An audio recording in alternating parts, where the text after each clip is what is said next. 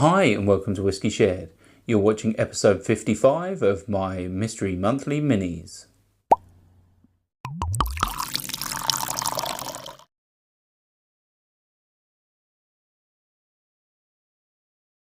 I'm Toby and you're watching Whisky Shared. Welcome to episode 55 of my Mystery Monthly Minis. If you've seen this before and you know it works, then you can just skip straight forward to the tasting. Otherwise, the way this works is I have over 100 samples in my sample collection and my wife has picked one at random. She's put it into a blue Glencairn glass and I'll nose it, I'll taste it, I'll tell you if I like it, and I'll have a stab at what I think it is. This is just for fun, so sometimes I get it right and sometimes I get it wrong. Should we find out what I'm drinking? On to the whiskey. If you'd like to play along with me and find out what's in my glass when I do, then just keep watching. Otherwise, take a look in the description now for a sneak peek. Let's start with the nose.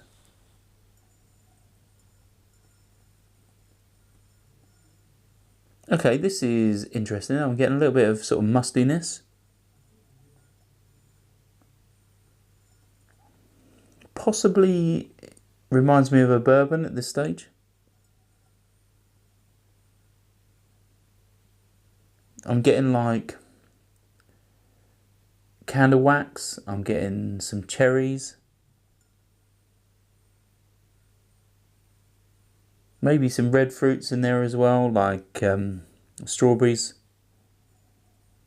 raspberries, maybe even some blackberries.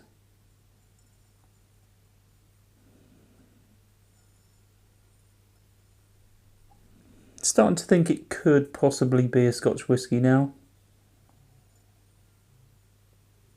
But yeah, this one's tricky.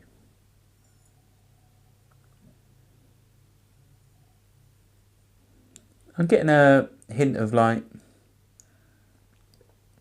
Danish pastries. Really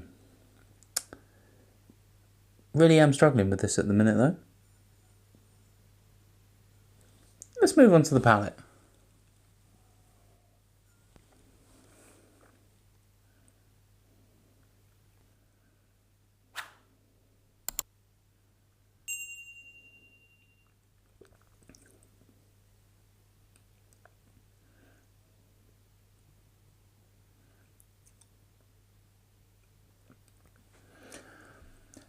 Definitely leaning towards American whiskey or bourbon. It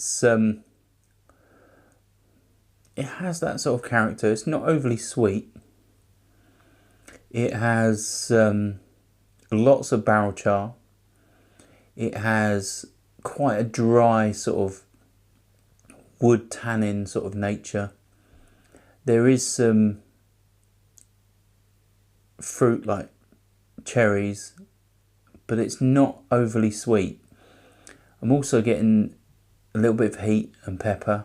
I think this is possibly higher ABV, maybe 50 plus. But yeah, let's have another sip.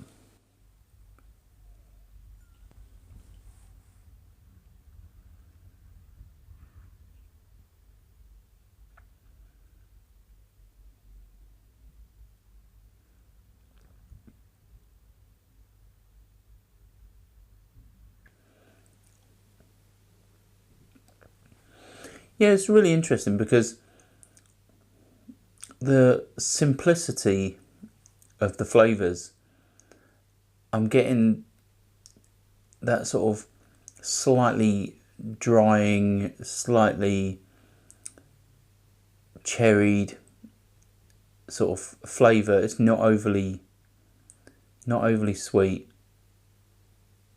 I'm also getting a hint of brown sugar.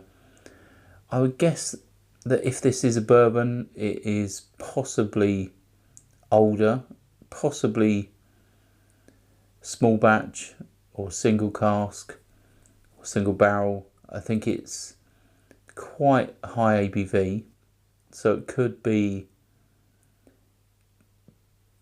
yeah, it could be barrel proof, maybe 55+%, but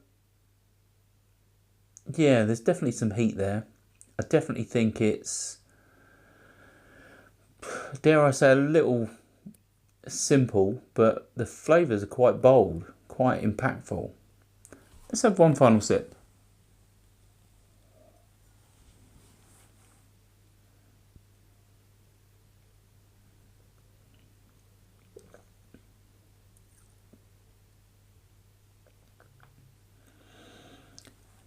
Yeah, I'm still leaning towards bourbon or American whiskey. If it isn't, then it's possibly made similarly. You know, maybe not a single malt, but yeah, definitely bold and punchy. I think ABV wise, I think it's definitely 50 plus still. I don't think it's sort of 60-ish, but you never know. Elijah Craig barrel proof, for me, you know, when that's 60 plus, it can come across as a lot lower, a lot easier to drink. So you never know. But yeah, I don't know what distillery this would be from. It doesn't instantly remind me of something that stands out. But yeah, definitely think I'm hopefully in the right ballpark. Should we find out what's in my glass? Right, so it's Blue Spot 7-year-old Irish whiskey. It's 58.7% ABV, and it was sent to me by Ben Peake. So thanks, Ben. Yeah, definitely wasn't reminding me of an Irish whiskey. Obviously, this would be a single pot still Irish whiskey.